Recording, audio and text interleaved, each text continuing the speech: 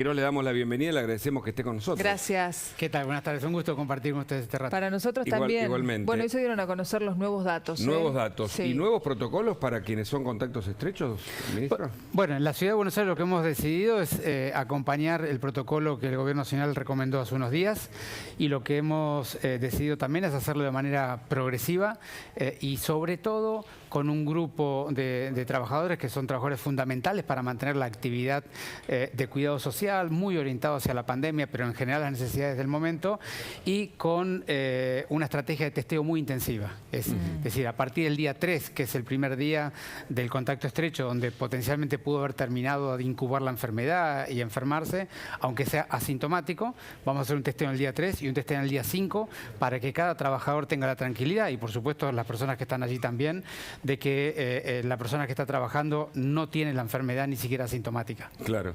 Viviana. No, ahora yo estaba pensando y digo, una persona más allá de estas nuevas medidas que tiene la posibilidad de quedarse en su casa, que su trabajo, digamos, no lo obliga a volver, ¿no sería recomendable que si puede evitar salir, si fue contacto estrecho de un positivo y es asintomático y es vacunado, lo haga? Bueno, lo importante acá es que hay algunas actividades que son fundamentales para el devenir de la sociedad, ¿no? Y estamos hablando del sistema de salud, estamos hablando del sistema de seguridad, el sistema de desarrollo humano que está dedicado al cuidado social de la pandemia. Son grupos muy importantes para el cuidado de la sociedad, y por lo tanto dándoles un servicio de testeo intensivo de una manera muy acomodada al lugar donde trabajan, nos parece que es la forma de dar respuesta a esta situación. Analicemos primero datos de la Argentina globales y nos metemos en la salud de la Ciudad de Buenos Aires, porque hay algunas diferencias incluso en la política sanitaria, y ahora veremos cómo son las normas para explicar a la gente de nuevo de los contactos estrechos, del aislamiento y todo lo que tiene que ver con los vacunados, 2 y terceras dosis. ¿Qué nos indican 120 y tantos miles de casos diarios que se están dando como promedio de los últimos días? Bueno, lo que es evidente que la Argentina, y particularmente en la ciudad, viene hace semanas evolucionando una ola, la tercera ola de contagios, que inició siendo de la variante Delta, y que en el tránsito de ascender con la variante Delta entró la variante Omicron, que tomó la mayoría de los contagios, ¿no?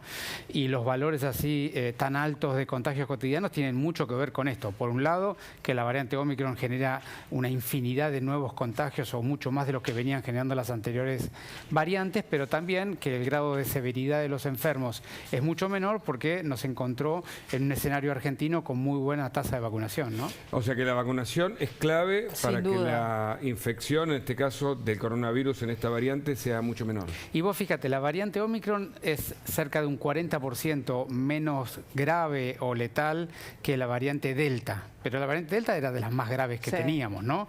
Es decir, que si bien es una variante que tiene menos afinidad por el pulmón, de todas maneras generaría una cantidad importantísima de enfermos graves. Y te doy los datos de la ciudad para que los tengas, ¿no? Hoy por hoy el 92% de los porteños ya recibió su primera dosis, y el 87% completó el esquema con 2 dosis, y el 27% ya tiene el refuerzo. Es decir, que la ciudad o los ciudadanos porteños tienen un grado de protección que son buena parte la explicación de por qué hoy tenemos tal nivel de contagios, pero tal nivel de contagios que la mayoría son leves o asintomáticos, ¿no? A mí, Hugo, ministro, lo que me llamó la atención hoy fue el salto en la cantidad de muertos. Ayer 75, hoy 139 muertos. Es muy alto eso, ahí lo vemos en pantalla los datos, ¿no? 139 muertos, 117.808 hasta ahora. Bueno, ahí hay que ver muy bien el registro de cuándo son, ¿no? Yo puedo hablar de los datos de la ciudad, que los conozco bien. Nosotros estamos reportando entre 5 y 10 fallecidos por día. Es un número de los más bajos de toda la pandemia. Por supuesto que cada persona que se pierde en una familia, en un contexto, es importante, pero digamos, vinculado o relacionado a lo que fue la relación de la curva de fallecidos o de internados en terapia intensiva en la segunda ola o en la primera ola con esta, verdaderamente las diferencias son bien sustantivas. Ahora, ¿hay un aumento de cantidad de muertos que ustedes temen pueda ocupar camas en la medida en que esto se agrave, en la cantidad, digamos, de gente afectada, o no? Bueno, lo que tenemos bien, digamos, está suficientemente publicado con esta variante ya a esta altura, y nosotros tenemos datos propios que indican algo muy parecido. Es que las personas que tienen el esquema de vacunación completo, esto es, una doble vacuna dentro de los 6 meses de la segunda dosis, o el refuerzo, o una doble vacuna y la enfermedad en algún momento del tránsito, esas personas están altamente protegidas para la enfermedad grave y mortal. ¿Y cuánto es altamente protegidas?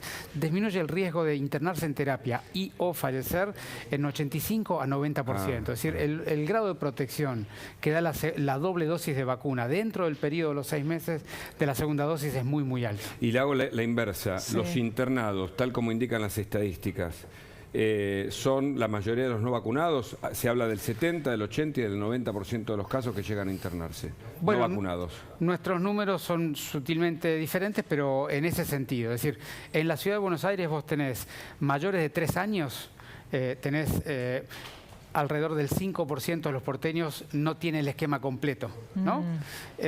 Y cuando vos vas a ver en las camas de terapia intensiva, los no vacunados explican el 50 al 60% de las camas de terapia intensiva. Claro. Es decir, que es evidente que un pequeño grupo de la sociedad es el que más está ocupando las camas de terapia intensiva. Ahora, hay datos que no se publican. De hecho, lo hablábamos Sí, a ver. antes con un infectólogo y estuvo también el exministro Rubinstein conmigo. Le preguntábamos por qué no se sabe a ciencia cierta, por ejemplo, en el día de hoy, 139 muertos que, insistimos, no tiene que ver con las últimas 24 horas, ¿no? Son números que se van cargando.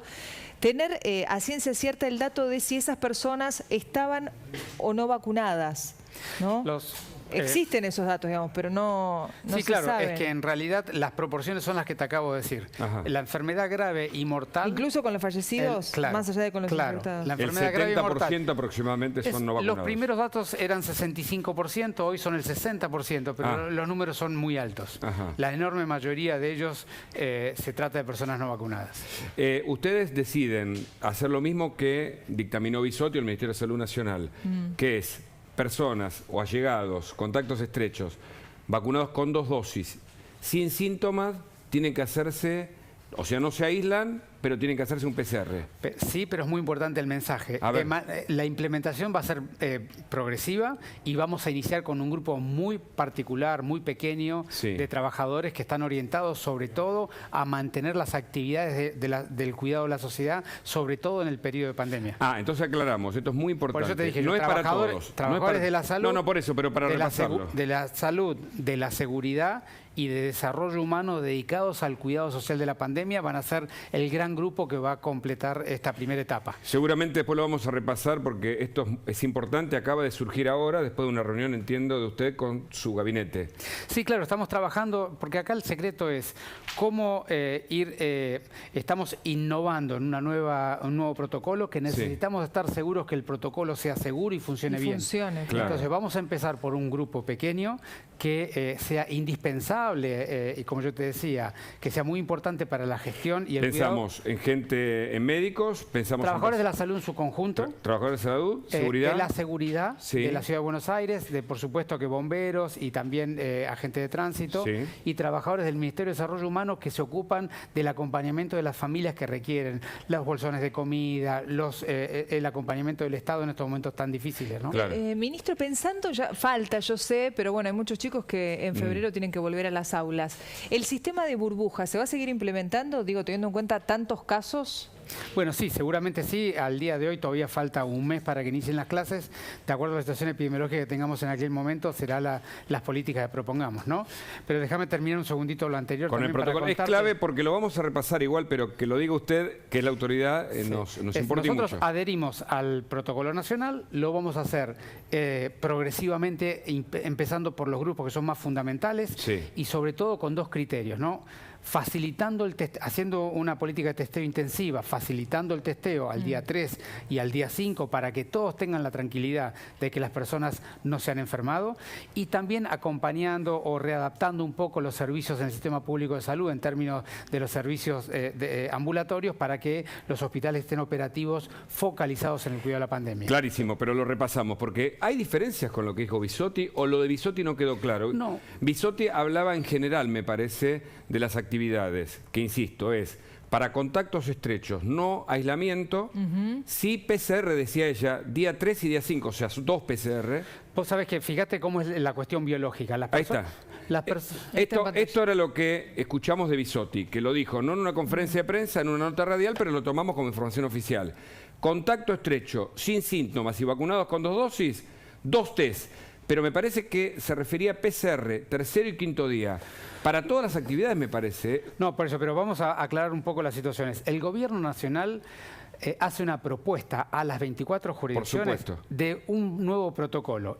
Y con claridad acordamos en el COFESA que cada jurisdicción iba a decidir si adhería o no y cómo era la adherencia, es decir, cómo se iba a implementar y cómo... entonces, lo que nosotros decimos es, adherimos a la estrategia nacional, pero lo vamos a hacer de manera progresiva, prudente, intensificando los testeos al día 3 y al día 5 y sobre todo evaluando una primera implementación con grupos que sean fundamentales para el cuidado de la sociedad. Esto que es un anticipo que le agradecemos, ministro, que esté viendo aquí en La Nación Más. ¿Cuándo lo van a comunicar formalmente? Bueno, al día de hoy estamos terminando toda la documentación y circulando los documentos y los protocolos y seguramente a partir del día de mañana entrarán en vigencia. Correcto. Insistimos y lo repasamos. Desde mañana entonces. Desde mañana. Ya. La información va a surgir en los próximos minutos, la vamos a repasar, pero hay una idea de un distinto aislamiento para los contactos estrechos a nivel nacional que cada jurisdicción decide cómo implementarlo. Efectivamente. Ustedes, repasemos, con 2 dosis, que es la mayoría de la población argentina que tiene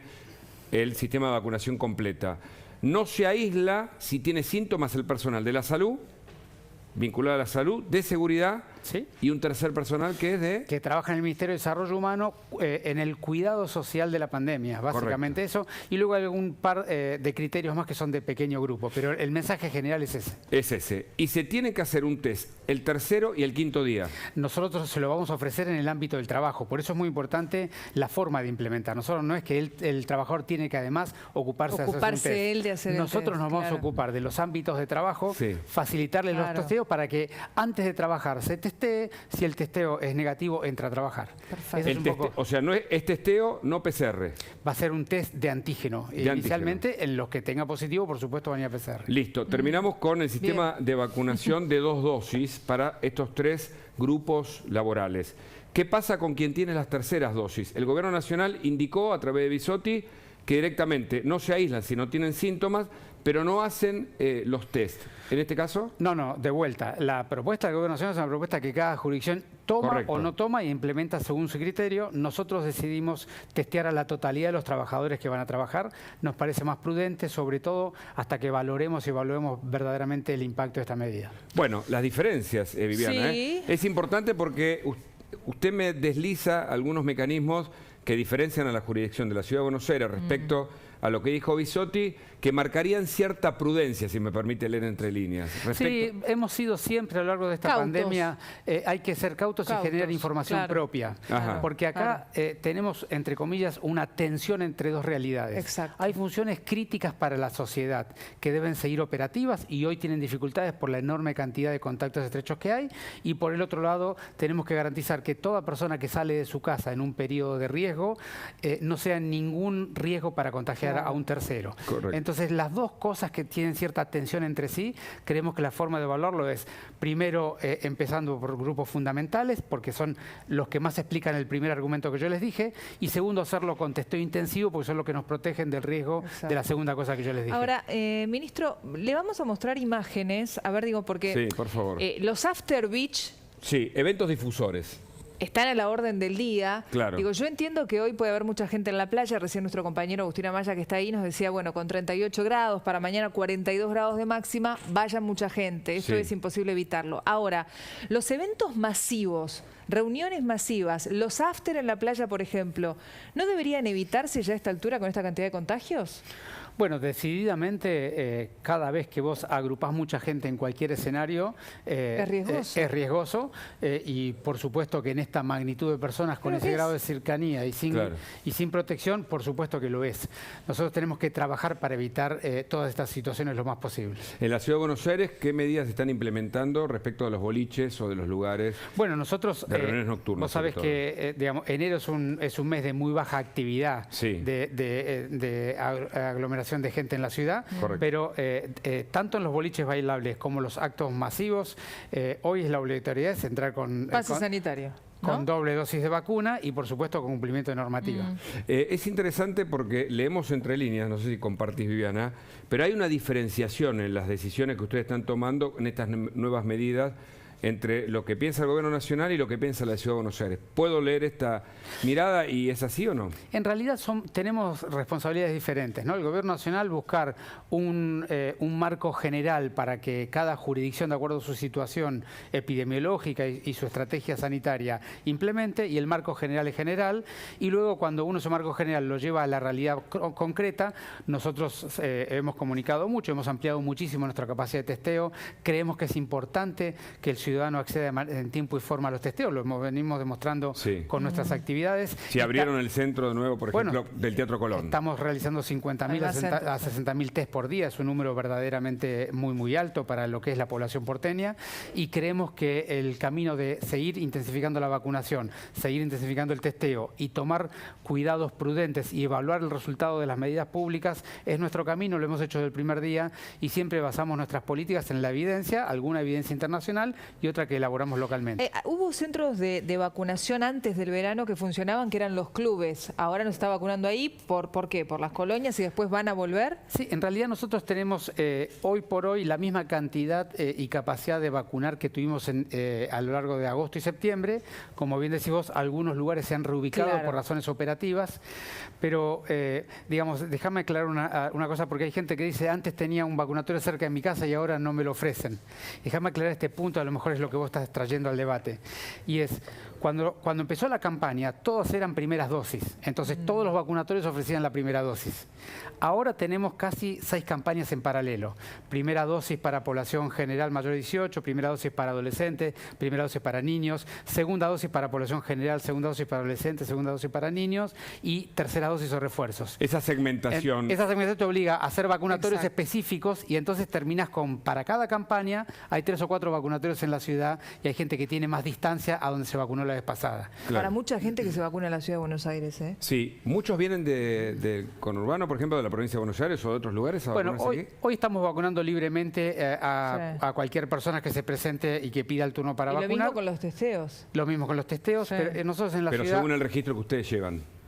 Sí, la enorme mayoría son porteños. Vos sabés que entre los que viven en la ciudad y viven en el conurbano bonaerense hay cierto nivel de interacción porque hay gente que a veces tiene doble lugar. Domicilio, con lo cual hoy ya hay mucha gente que se presenta y dice yo me vacuné en alguna provincia y ahora quiero completar acá. Ya ninguna provincia y nosotros tampoco hace ninguna diferencia al respecto. La persona que necesita darse el refuerzo y está en las condiciones de dárselo, lo ponemos en la lista de dárselo. ¿Cree que estamos llegando al pico de contagios? ¿Está empezando a descender la curva o falta para esto? Depende si mirás los datos nacionales o los datos de alguna jurisdicción, ¿no? A ver. Hay jurisdicciones que hemos empezado más anticipadamente, como habitualmente pasa en el mundo. Los grandes conglomerados urbanos empiezan primero y los lugares con menos gente en las ciudades continúan.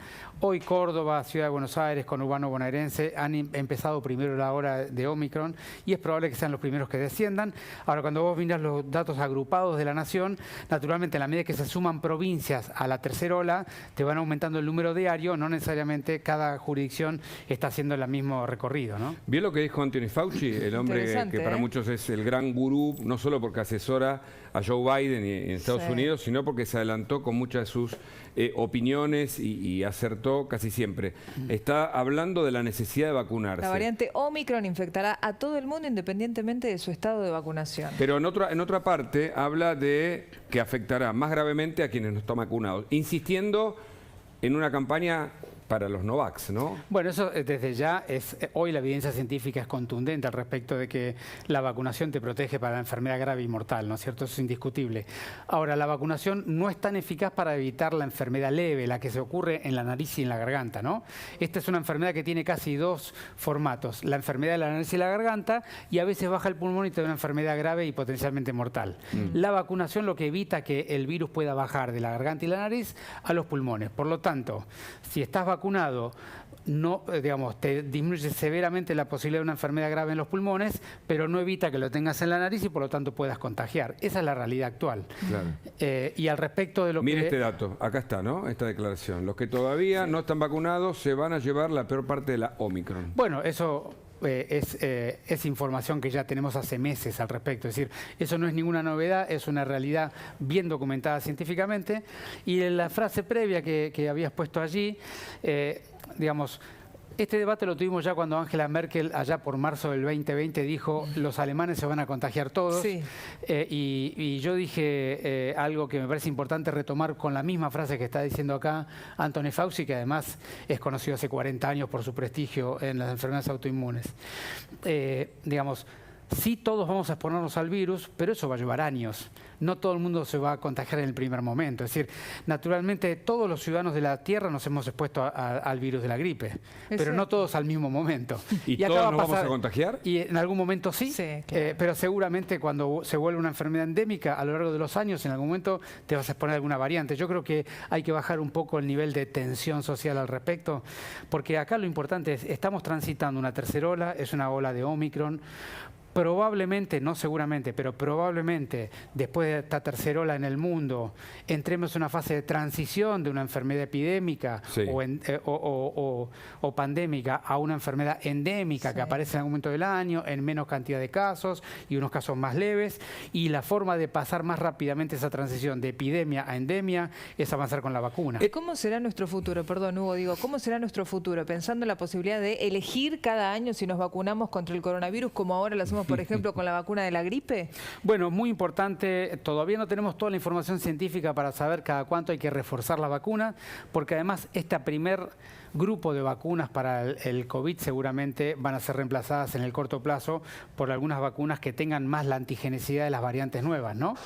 Porque la vacuna va a ir modificándose. Eso no tengas ninguna duda. Seguramente en el corto plazo, en las próximas semanas o meses, ya tendremos algunas alternativas. Hay algunas fabricantes que ya han comunicado que las tienen listas para la producción industrial, pero cada año va a ser un poco como la gripe. Vos cada año te aplicás una vacuna de la gripe y no te preguntás qué tiene adentro, pero cada año los antígenos que están adentro son diferentes. Mandó un mensaje, ¿no? A los antivax ahí, que uno no se pregunta. El otro día alguien de Estados Unidos, bueno, Mauricio Zabalza, me decía, nosotros venimos de la época, te aplicaban la antitetánica y vos no preguntabas, o no ibas con un cartel, quiero saber qué tiene. Bueno, esta cultura de la vacunación que ha sido además propicia desde la Argentina, como escuela casi para el mundo, me parece que tiene que remarcarse. Esto es Omicron, doctor, dolor de cabeza, malestar, nasal, tal vez alguna temperatura. Muy de las vías aéreas. Mira, hoy lo que ya se sabe, hay varios trabajos publicados en los últimos días en modelos experimentales en animales que demuestran que la variante Omicron tiene mucho más afinidad por las células de la vía aérea superior, para hacerlo fácil para la gente, nariz y boca, y menos afinidad por las células del pulmón. Entonces, hoy sabemos que esta variante, a diferencia de la Delta, tiene más afinidad o más tendencia a ser una enfermedad de la vía aérea superior. Ahora, además de ello, el grado de vacunación social que hay facilita que la variante, cualquiera sea ella, pueda bajar a los pulmones porque se encuentra con la inmunidad celular, los linfocitos, con los anticuerpos que no dejan que baje a un órgano tan vital y tan protegido como son los pulmones. Entonces, por parte, por la característica de la variante, por otra parte, porque la enorme mayoría están vacunados, esta es una variante y en un momento histórico donde el grado de gravedad de la enfermedad va a ser significativamente menor. Otro de los temas de estos días fue el autotest, ¿no? La aprobación del ANMAT de estos 4 test de autodiagnóstico. ¿Qué opina? ¿Va a ser fácil ese seguimiento, esa trazabilidad para saber? Bueno, yo he dicho desde el primer día, ¿no? El autotest es un instrumento más. Nosotros tenemos un conjunto de instrumentos. Orientativo. Tenemos un conjunto de instrumentos diagnósticos, como son los test de antígenos, las PCR, el autotest. Del otro lado tenemos un conjunto de armamentos terapéuticos, tratamientos para la enfermedad, monoclonales, tratamientos que cuidan la inmunidad o que, digamos, que modifican la inmunidad. Y después, del otro lado, tenemos las vacunas para prevenir la enfermedad. Entonces, son todos instrumentos. Lo que hay que, no hay que enamorarse de los instrumentos, hay que proponer el uso en el lugar adecuado. Claro. Entonces, ¿para qué sirve el autotest? Básicamente hay casi 2 modelos en el mundo, ¿no? El modelo inglés, que es un modelo de... Ahí lo estamos viendo de paso, ¿no? Claro. Cómo funciona un didáctico, digamos, un instructivo. Digamos, los 2 modelos en el mundo del autotest. El modelo inglés, donde el Estado compra una enorme cantidad de test para hacerse en el domicilio y los reparte a las diferentes personas a través de las farmacias o en forma directa, y entonces las personas con diferentes criterios se testean frecuentemente. Para eso es muy importante capacitar a la gente que lo haga bien, como ustedes están mostrando allí, y 2, que las personas cuando se hacen el test reporten al Estado el resultado. Como vos le das los test gratuitos, naturalmente la persona tiene que reportártelo para recibir otros test, con lo cual ese modelo no es el modelo que ha tomado la Argentina. El segundo modelo es el modelo americano, que es las farmacias tienen los test, las personas que tienen voluntad de comprarlo y hacerse un autotest lo puede hacer. Allí hay que poner un foco un poco más puntual sobre que las personas lo registren, porque naturalmente como se lo pagan, ya no tienen la ventaja de registrarlo para que le des otra cantidad. Pero sí la responsabilidad de la farmacia, ¿no? Por eso es que aquí el cambio es, se le pide al farmacéutico que supervise el cargado del test. Pero nuevamente, en la medida que los estados ofrezcamos suficiente accesibilidad al test, hay poco estímulo para que las personas gasten de su dinero si tienen la facilidad de ir a hacerlo gratuitamente en el Estado. ¿Y qué modelo deberíamos haber adoptado nosotros? Digamos, cada uno de ellos tiene ventajas y desventajas y tiene una utilidad. Yo creo que el modelo inglés es bastante más inclusivo e integral, pero naturalmente significa el acceso a una cantidad de test que hay que ver si la Argentina es capaz de hacerlo y si tiene el financiamiento para hacerlo, ¿no? O sea, lo contrario, en teoría, lo que indica el gobierno kirchnerista, digamos, no hubo tanta inclusión con la idea de los test por parte de la compra del Estado, sino más bien que cada uno se pueda comprar el suyo. Esto también marca alguna diferencia, no todas las personas podrán llegar a un autotest porque creo que vale tipo. Claro, vale 1000 y pico. Pero mínimo. Por eso yo te insisto, si el Estado, y en este caso el Estado porteño, que es de mi responsabilidad, si el Estado te ofrece accesibilidad plena para testearte, el debate del autotest es un debate que pierde sentido, porque la gente tiene en cada barrio un detectar, tienen las unidades móviles que se mueven, tienen los grandes centros de testeo. Lo que nosotros tenemos que hacer es seguir ampliando y mejorando la calidad de ese servicio para que la gente directamente opte por Lo que pasa es que en la ciudad es una cosa, aunque se arman colas cuando muchas veces. La General Paz es cruzando, claro, el conurbano tal vez no tengan las mismas posibilidades, pero entiendo que en la suma de dispositivos está la búsqueda de la verdad, calculo. Así ¿no? es, así bueno, ¿vacuna obligatoria sí, pasaporte sanitario sí o no en ambas cosas? Bueno, nosotros siempre decimos, el pasaporte sanitario tiene como principal objetivo lograr que las personas que están dubitativas, que están contemplativas, que no saben si vacunarse o no, o que no priorizan la vacunación, se tiendan a vacunar porque se les entorpece la actividad diaria, ¿no? Ese es el objetivo de cualquier pasaporte sanitario. Entonces, vamos a ver los datos de la Ciudad de Buenos Aires.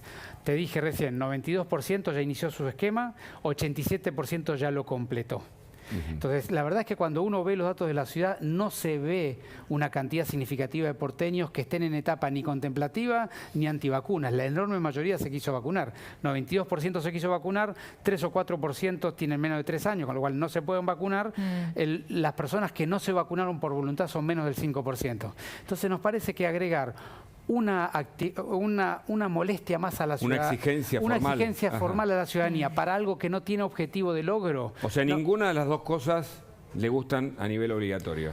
Digamos, no para el escenario que nosotros administramos. En un escenario donde tuviera yo, como puede tener un país europeo, 20 o 25% de personas que no se vacunaron, el debate es súper válido. Pero la verdad es que no vemos necesidad de ese debate. Nos parece más importante acelerar la vacunación y vacunar a la enorme cantidad de porteños que sí se quieren vacunar. Y también en chicos, ¿no? Porque hay ahí una franja de entre 3 a 17 años de chicos no vacunados, que no necesariamente son padres que no se vacunaron ellos, pero que todavía con sus hijos tienen dudas. No, vos fíjate que la enorme mayoría de los mayores de 18 años en la ciudad se vacunaron. Por eso. Ahora, el 70%, por ejemplo, de los chicos internados en el Garrahan son chicos no vacunados. No vacunados. ¿Qué dato, no? Bueno, siempre cuando vayas a ver la internación, la mayoría no van a estar vacunados porque, digamos, naturalmente son los chicos que ya son una enfermedad un poco más sintomática, ¿no? Pero vos, volvemos un poco a tu planteo, cuando vos vas viendo de las personas de 80 o más años, de 70 a 79, de 60 a 69, así por franja de cada 10 años, en la medida que vas bajando, vas perdiendo algún pequeño porcentaje de personas que no se vacunaron. Lo cual es normal, cuanto más sano y joven te sentís, menos sensación de riesgo tenés. Pero la verdad es que cuando vos ves el conjunto del grupo de porteños, la cantidad de gente que no ha optado por no vacunarse es muy pequeña. Claro. ¿Y con las clases qué va a pasar? Porque ese fue el gran dilema que de algún modo separó la política del gobierno nacional en plena pandemia o en el momento de la cuarentena además de la política de la Ciudad de Buenos Aires. ¿Qué va a pasar con la aplicación de las vacunas, con la presencialidad, con el uso de barbijos, con los controles? ¿En las aulas? Bueno, nosotros de acá a que empiecen las aulas, las clases todavía falta más de un mes y va a ser muy importante la situación epidemiológica en que estemos en aquel momento. Pero todo indica que los casos venían en aumento.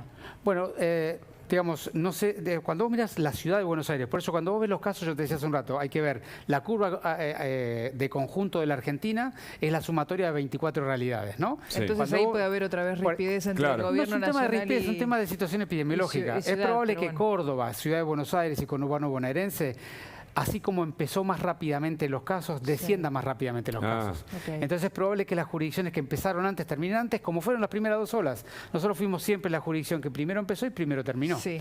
Porque siempre esta enfermedad empieza por los conglomerados más compactos, claro, donde hay más interacción social. Entonces probablemente nuestra curva de Omicron tenga su mayor representación en el mes de enero y probablemente en el mes de febrero sea mucho menos importante, ¿no? Sin contar la acción de los gremios, que puede estar presente si ustedes piensan comenzar las clases, sí o sí, que esta es la idea, ¿no? Bueno, nosotros siempre discutimos, la escuela es lo último que se cierra, lo primero que se abre, y además hemos mostrado los datos a lo largo de todo el año, que en el entorno escolar, con cumplimiento de protocolos, el riesgo de contagio es muy, muy bajo. Claro. Pero de todas maneras, este va a ser un debate que demos con el contexto epidemiológico que tengamos a lo largo de febrero. Más cercano, ¿no? Pero hablé con la ministra Acuña antes de terminar el año y me decía, bueno, antes de esta explosión de casos, y me decía, seguramente ya no exijamos barbijo dentro de las aulas para los chicos, pero este contexto es otro. Por supuesto, en cada momento vamos a dar el debate que requiera el contexto que estemos evolucionando. Las clases comienzan, faltan algunos detalles, pero entiendo que ustedes están trabajando en eso para resolverlo. Sí, y sobre todo vamos a tomar las decisiones que tengamos que tomar en el contexto que tengamos a lo largo de la mitad de febrero, ¿no? Repasamos las 3 actividades cuyos contactos estrechos no van a necesitar un aislamiento. Son personal de salud, de seguridad y el tercero que está vinculado con... del Ministerio de Desarrollo Humano con el cuidado social de la pandemia y algunas funciones muy, muy críticas de la sociedad que tengan que ver con el normal desenvolvimiento de la sociedad en estos días, ¿no? El resto de las actividades se sigue como hasta ahora con los contactos estrechos Por supuesto que sí, nosotros empezamos con este grupo, con testeo intensivo, con el cuidado particular de los trabajadores que están alcanzados por esta normativa y vamos a ir progresando en las medidas de acuerdo a los resultados que tengamos. Si en casa nos están mirando alguien que dice yo todavía no me quiero vacunar. ¿Qué le decimos a los Novax? Claro. Nosotros lo dijimos del primer día. Primero, a las personas que no se quieren vacunar, a mi juicio no hay que culpabilizarlas, hay que tratar de entenderlas y escucharlas, porque cada uno de nosotros somos un individuo único y tenemos nuestra historia, nuestra forma de ver el mundo y de ver la realidad. Ahora, desde ese respeto al otro, que tiene todo el derecho de tener su forma de pensar y ver el mundo, dialogar sobre los motivos por los cuales tiene esa conclusión, esa posición, informarle y explicarle la información que tenemos sobre lo que puede protegerse a sí y a su contexto familiar y ayudarla a tomar la mejor decisión posible. Una última. Si crecen los contagios, ¿puede haber algún tipo de medida restrictiva o ya se descarta eso? Mira, al día de hoy tenemos valores muy, muy altos de contagio. En los últimos días se ha relativamente estabilizado en la Ciudad de Buenos Aires el número y nosotros lo que estamos viendo es que se trata de muchísimos contagios diarios, la enorme mayoría leves o asintomáticos, ¿no? Más de la mitad de los contagios son contagios asintomáticos. Correcto. Así que vamos a seguir evaluando esta situación, pero al día de hoy seguimos con estas medidas. Ministro Quiroz, muchas gracias. Gracias. Por los anticipos, por su visita aquí a La Nación Más. Gracias, Viviana, por compartir esta entrevista. Interesantísimo.